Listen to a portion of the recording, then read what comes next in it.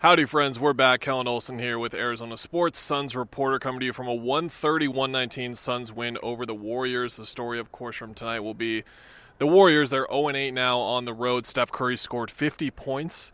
Somehow this is the third time in the 11 times he's scored 50 that they have lost. That stat via ESPN's Kendra Andrews. It's hard to believe, but not when you watched this game, because Jeremy, sitting behind the camera, said that was the most amazing individual performance he's seen so far, and I felt the same way, of course, to a certain extent, but it also just kind of blended in with the flow of the game, and it felt like Steph was just kind of trying to keep his team alive, because Phoenix went absolutely nuts from beyond the arc, and it was warranted. Sometimes there are hot shooting nights where it just seems like it's not going to be a team's night. On the other side, it's like, oh man, like they're just hot, give it a break or whatever, but everything from Phoenix came through really good, sophisticated ball movement. They were really countering what the Warriors were looking to do well. Devin Booker was seeing a lot of double teams, and he dissected them perfectly, just like he was against the Miami Heat, and everyone had a huge night. Cam Payne had 29 points. Devin Booker had 27. That 29 for Cam Payne was a career high. Mikal Bridges dished out a career high 9 assists. He had 9 rebounds and 23 points as well.